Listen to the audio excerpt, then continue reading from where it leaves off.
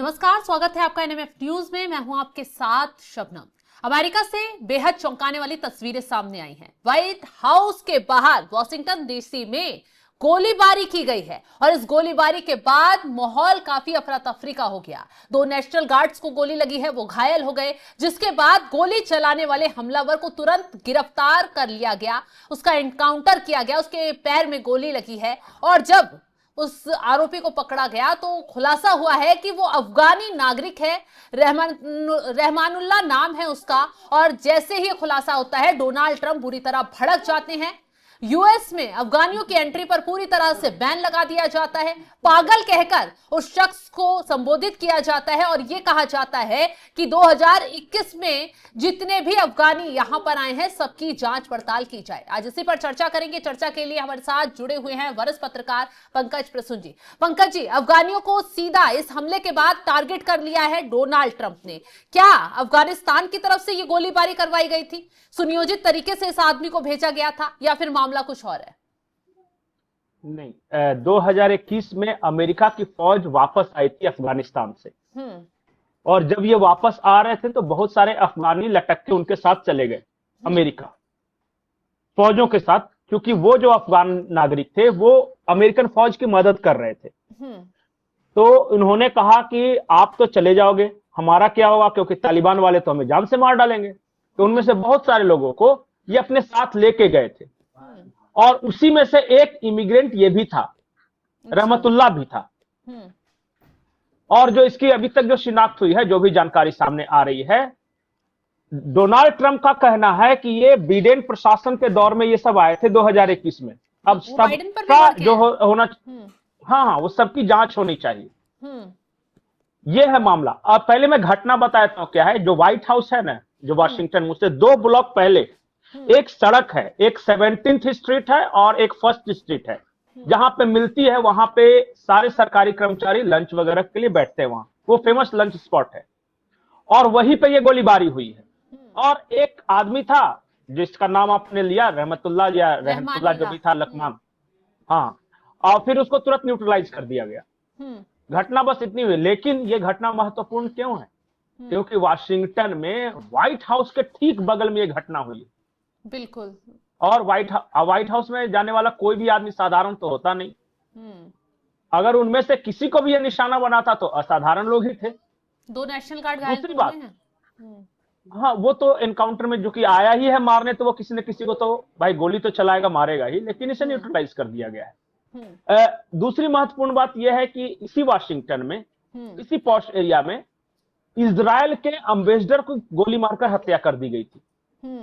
और उस वक्त यह आरोप लगा था फिलिस्तीनी किसी आतंकी पे कि ये फिलिस्तीन के समर्थक है वगैरह पे।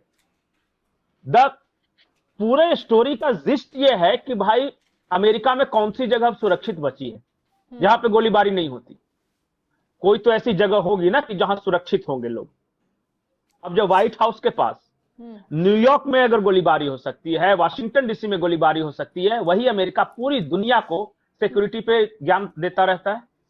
और ये तब हो रहा है जब नेशनल गार्ड की अतिरिक्त तैनाती जगह जगह अभी हाल ही में डोनाल्ड ट्रंप ने करवाई है। अरे कितना भी करा लिया, यहां तो डोनाल्ड ट्रंप पे गोली चल गई। वो तो इनकी किस्मत थी ना कि बच गए। कान को छूते हुए गोली निकल गई। अरे गोली का क्या है, वो थोड़ी सी कान से छूते हुए निकल गई, सीने में भी लग सकती थी।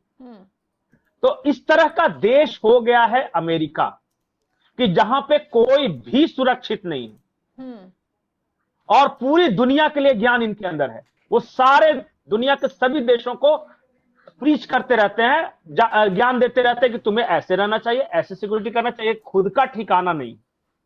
दुनिया में सबसे ज्यादा ड्रगिस्ट अगर किसी देश में है तो अमेरिका में है। सबसे ज्यादा अगर लोगों के पास कहीं हथियार है तो अमेरिकन लोगों के पास हथियार है। आपको शायद पता नहीं होगा कि जितनी गोलीबारी अमेरिका के स्कूलों में होती है वहां दुनिया के किसी स्कूल में नहीं होती। हमारे यहां अगर आपस में झगड़ा होता है तो शबनम क्या करते हैं? हाथ पैर चला लेते हैं ज्यादा से ज्यादा, यही होता है ना। बहुत ज्यादा हो गया, अगर उधर वाले हुए तो थोड़ा लठ बजा लेंगे। वहां छोटी छोटी बातों पे AK-47 निकाल लेते हैं लोग।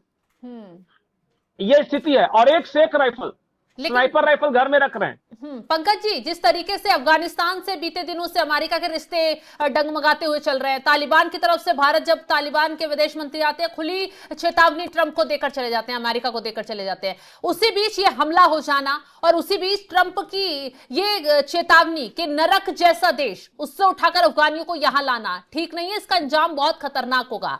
क्या आप डोनाल्ड ट्रंप इस गोलीबारी का बदला अफगानिस्तान से डायरेक्ट लेंगे? एक बात जान जाइए कि डोनाल्ड ट्रंप बहुत दिनों से बहाने ढूंढ रहे हैं अफगानिस्तान के साथ दोबारा लड़ने के लिए। उनको चाहिए बगराम एयरबेस, उनको चाहिए स्ट्रेटेजिक लोकेशन पे अपनी सेना, कि जहां से वो चाइना, इंडिया, अफगानिस्तान, तजाकिस्तान सबको कंट्रोल कर सके, और वो एयरबेस है बगराम। तो उन्हें वो चाहिए, किसी भी कीमत पे चाहिए। अब इसको बहाना बना सकते हैं वो कि भाई तुम्हारे नागरिक ने आके हमारे वाशिंगटन व्हाइट हाउस के पास गोलीबारी कर दी, तो अब हम भाई कार्रवाई करेंगे, और हो सकता है जांच के नाम पे 2-4 बम गिरा दें वहां पे। बार बार अफगानिस्तान के साथ, अफगानिस्तान तनाव नहीं बढ़ाना चाहता, अमेरिका जानबूझ के तनाव बढ़ाना चाहता है कि किसी न किसी बहाने तो हमारे सैनिक वहां पहुंचे। अच्छा बताइए, अभी क्यों अमेरिका के सैनिकों को अलाउ करेगा अफगानिस्तान? नहीं करेगा, नहीं करेगा। ये तो आमिर खान मुत्तकी ने खुद कहा था कि हम अपनी धरती पे किसी भी सेना को बर्दाश्त नहीं कर सकते। लेकिन डोनाल्ड ट्रंप को अपनी फौज चाहिए बगराम एयरबेस पे, दोबारा बगराम एयरबेस पे कब्जा चाहिए। अब क्या करे वो? तो इसके लिए जरूरी है कि इस इलाके में कहीं ना कहीं कुछ तनाव बढ़े, कुछ लड़ाइयां उड़ाइयां हो, जंग छिड़े, ताकि अमेरिका आए चौधरी बन के। तो उसमें 3 उपाय है, या तो पाकिस्तान भारत के साथ भिड़ जाए, या पाकिस्तान अफगानिस्तान के साथ भिड़ जाए। जब लड़ाई होगी तभी तो ये आएंगे ना इनके फौजी कि भाई बहुत झगड़ा कर रहा है, चलो हम शांति स्थापित करने आते हैं, पहले हमला हमें करेंगे, सुलह फिर कराने सुलह तो कराने आएंगे। पहुंच जाएंगे। अरे करेंगे नहीं, करवाएंगे। पाकिस्तान को पैसा इसलिए दिया ताकि या तो अफगानिस्तान में जाके एयर स्ट्राइक कर दो, या भारत के साथ भिड़ जाओ। हमें किसी भी बहाने से वहां आना है। परेशान हो रहा है पाकिस्तान को भी, तो अफगानिस्तान की भारत से नजदीकी पसंद नहीं आ रही है, दोनों तरफ से चिड़े हुए हैं, बहाना मिल गया। एक बात पाकिस्तान को कोई फर्क नहीं पड़ता कि अफगानिस्तान आए भारत आए, उसको चाहिए पैसे, उसको जो माल देगा उसके लिए लड़ेगा। सही बात है। आज अमेरिका से पैसे मिल रहे हैं, अमेरिका बोलेगा कि बेटा तुम ईरान पे बम बरसा दो, या अफगानिस्तान पे बम बरसा दो, या भारत में कुछ आतंकी कार्रवाई कर दो, वो कर देगा। बोलेगा जी अब्बा हो जाओ, कोई दिक्कत नहीं है, बस माल मिलेगा कि नहीं, डॉलर मिलेगा कि नहीं। तो डॉलर दे रहे हैं। अब ये अफगानिस्तान वाले इंसिडेंट को यूज करेगा अमेरिका, ये कहने के लिए कि भैया अफगानियों को भगाओ, और अफगानिस्तान के साथ हमारे रिश्ते ठीक नहीं है, अफगानिस्तान की सरकार ठीक नहीं है, तो उस सरकार को ठीक करने के लिए हमें जाना पड़ेगा। और फिर वो क्या करेगा? टेंशन बढ़ाएगा। देखिए, भारत के साथ अगर पाकिस्तान भिड़ता है तो टेंशन थोड़ा ज्यादा बड़ा हो जाएगा। बिल्कुल, वो अमेरिका के कंट्रोल में रहेगा नहीं, बिल्कुल वो अमेरिका के कंट्रोल में नहीं रहेगा। हाँ, आपने सही कहा। अफगानिस्तान और पाकिस्तान का अगर टेंशन बढ़ता है तभी अमेरिका के कंट्रोल में रखेगा, दोनों उसी के प्यादे रहेंगे, छोटा सा देश है। खैर, अमेरिका की तरफ से आगे डोनाल्ड ट्रंप लगातार रणनीति तो बना रहे हैं, इस हमले का बदला कैसे लेंगे वो तो कुछ वक्त बाद क्लियर ही हो जाएगा। कोई बदला नहीं लेगा। हर दूसरे महीने अमेरिका में कहीं बड़ी गोलीबारी होती है, और हर बार इस तरह के कड़ी निंदा वाले बयान आते हैं कि हम कड़ी निंदा पेश करते हैं। अरे इनकी निंदा की ऐसी की तैसी, ये तो ज्यादा बड़बोला इसलिए ज्यादा गुस्सा वाला लग रहा है। ये कुछ नहीं करेगा। आज हालात खुद का खराब है इनका, ये तो अपने लोगों को भरमा कर किसी तरह गोली देकर कि तुम बहुत महान बनने वाले हो, सबके साथ हम ट्रेड बंद करने वाले हैं, हमारी शर्तों पे ट्रेड करके तुम महान बनने वाले हो, यही इंतजार में पिछले 1.5 सालों से बैठा हुए हर अमेरिकी को। और वहां के लॉ एंड ऑर्डर की स्थिति खराब होती जा रही है। अभी आपको पता नहीं सैन फ्रांसिस्को में कितना बड़ा दंगा हुआ, न्यूयॉर्क में इतने बड़े दंगे हुए, क्या कर लिया इसने? नेशनल गार्ड उतार, वाशिंगटन में हो रहे हैं।